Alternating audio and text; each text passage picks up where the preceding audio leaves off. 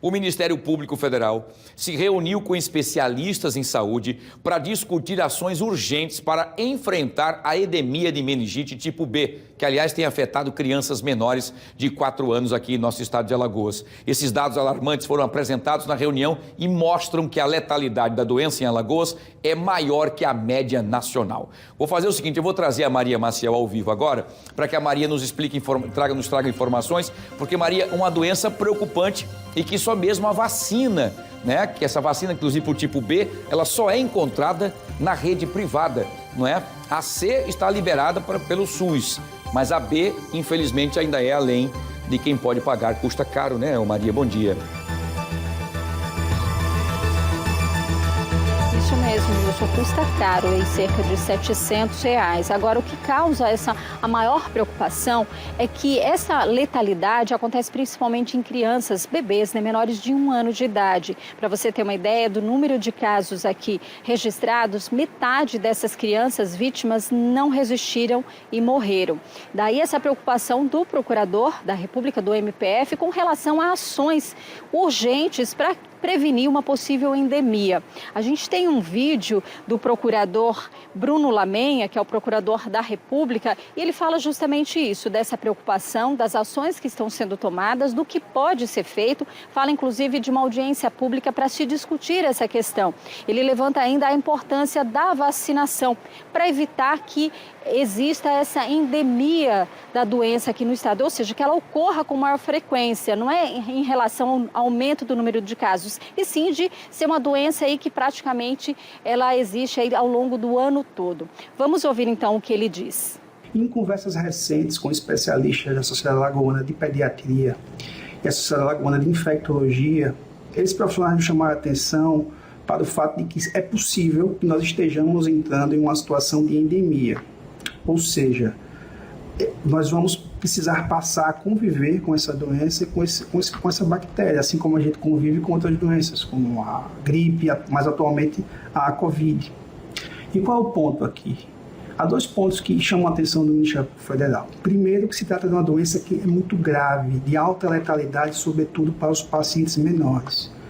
Para que você tenha uma ideia, de 23 para cá, os pacientes que tiveram casos confirmados com a idade de 0 a 2 anos, mais da metade faleceu. O segundo ponto é que há uma vacina no mercado para o tipo de meningite que tem circulado em Alagoas, que é o tipo B. Só que essa vacina ela ainda não foi incorporada ao Sistema Único de Saúde, então ela somente existe na rede privada. E o custo dessa vacina é proibitivo, é muito alto para a maior parte das pessoas, a maior parte da população alagoana. Então, o Ministério Público Federal entende que é preciso estabelecer uma discussão, já que sendo possível uma situação de endemia, uma discussão sobre a política pública que tem sido desenvolvida em relação a essa doença em particular, e mais especificamente sobre essa questão da vacina.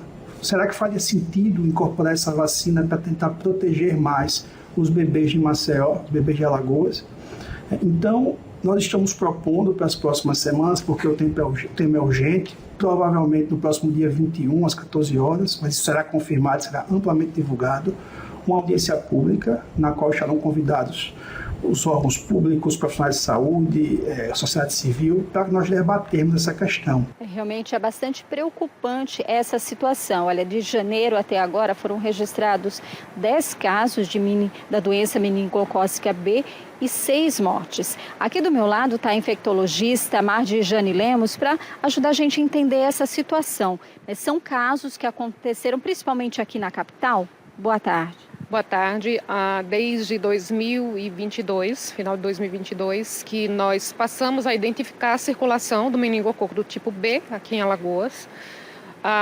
E desde então, o meningo tem vários subtipos, mas desde então nós estamos identificando exclusivamente o tipo B, concentrado principalmente na capital, com a taxa de letalidade que ultrapassa 50%, ou seja, se uma pessoa adoece e contrai essa doença, ela tem mais de 50% de chance de evoluir para o óbito. É uma doença de fato muito grave.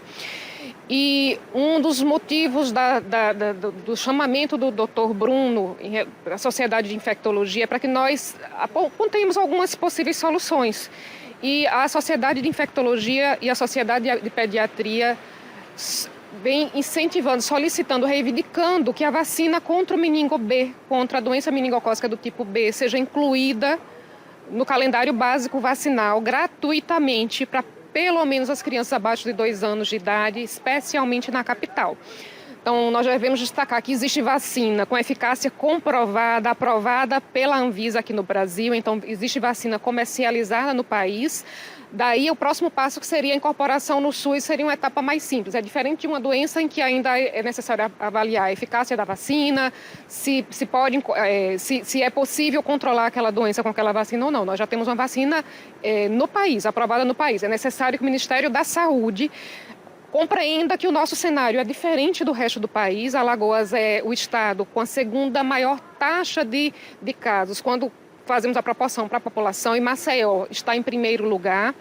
E diferente dos outros estados que mesclam tipo B com tipo C, o tipo C tem vacina, em Alagoas, Maceió é exclusivamente o tipo B, que tem vacina aprovada pela Anvisa, porém não disponível para o SUS. E como nós sabemos, a grande maioria da nossa população não tem como arcar com uma vacinação que vai custar mais de R$1.000 para cada uma das crianças que precisam ser protegidas. Agora, o Ministério da Saúde ele pode fazer essa incorporação apenas para o estado de Alagoas, uma região específica? Não só pode, como deve. A exemplo do que foi feito com a vacina da dengue, por exemplo, que foi definidos os municípios, os estados com maior taxa, maior incidência de caso, a faixa etária com maior letalidade. Então, com a estratégia que foi feita para a dengue, o Ministério da Saúde mostrou didaticamente que é possível trabalhar com dados epidemiológicos, focar a vacinação, focar o recurso naquela população que está mais vulnerável, que tem maior risco de adoecimento e morte.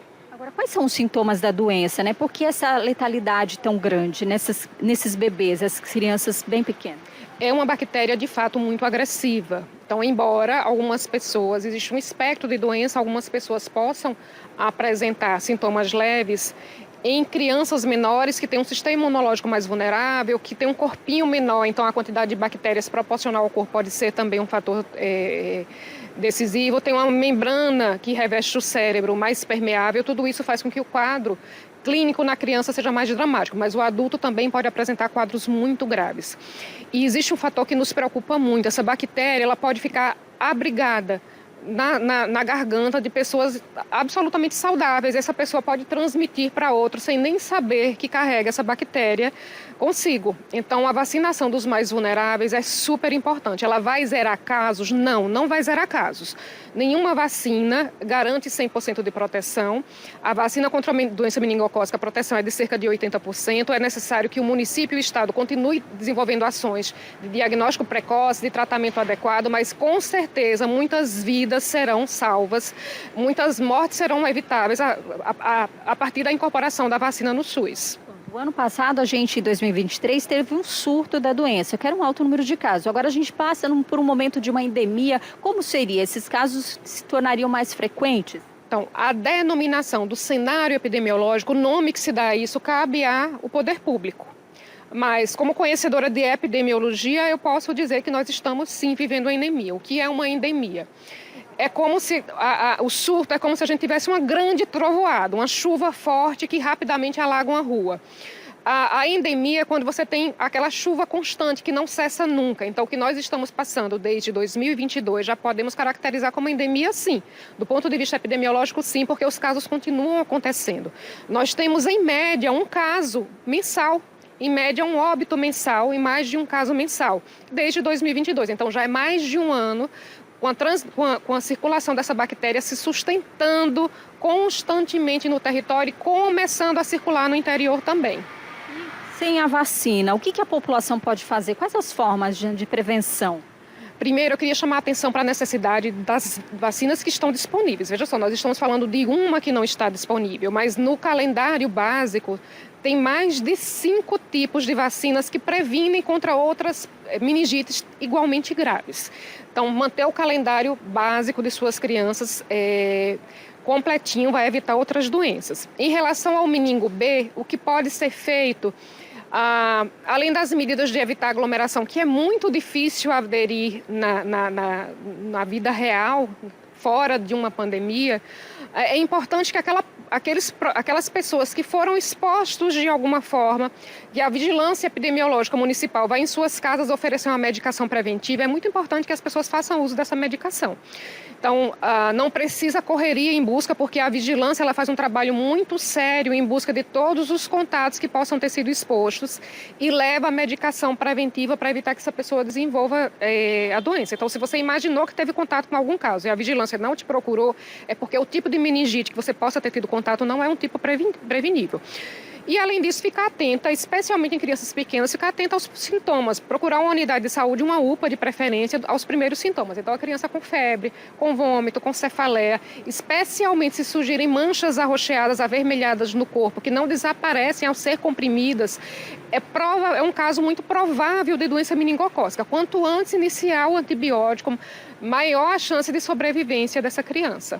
Obrigada, doutora, pelas informações, né? A gente vê que realmente se trata de uma doença muito grave e que existe, então, essa necessidade, pelo menos os especialistas defendem essa incorporação da vacina na rede pública. Olha, em nota, o Ministério da Saúde disse o seguinte, que vai enviar na próxima semana uma equipe técnica para o reforço das ações de vigilância, diagnóstico e tratamento dos casos de meningite B em Alagoas. O objetivo é atuar conjuntamente com a equipe do Estado e dos municípios para combater a transmissão da bactéria e garantir também assistência aos pacientes. A nota diz ainda que foram confirmados 4 casos da doença em Alagoas e registrados 2 óbitos até julho deste ano. Essa diferença dos números é porque às vezes demora o envio dessas informações, né? Mas aqui no estado já são 10 casos.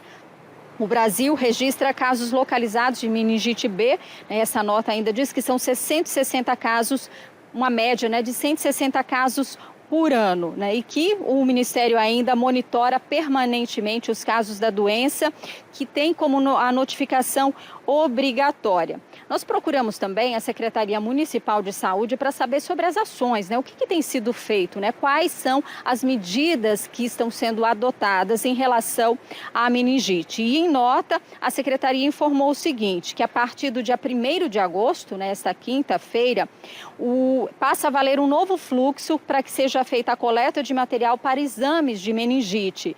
Ele se inicia com a coleta de amostras de pacientes que dão entrada nas unidades de pronto atendimento com a suspeita da doença e encaminhamento do material para o laboratório do hospital da cidade, para que seja feito um diagnóstico específico, um exame específico. A SMS informou ainda que o paciente com suspeita de meningite, mesmo sem ainda a confirmação do exame, já recebe a medicação indicada pelos protocolos do Ministério da Saúde e a Vigilância Epidemiológica de Maceió realiza a profilaxia dos contatos próximos ao paciente, como a doutora Marjane explicou. Então, se uma pessoa da família, o mesmo vizinho, teve contato com aquela pessoa que pegou a meningite tipo B, então vai ser feito toda a profilaxia, que é a medicação. A pessoa tem que tomar a medicação para evitar a transmissão dessa bactéria. É com você aí no estúdio, Wilson.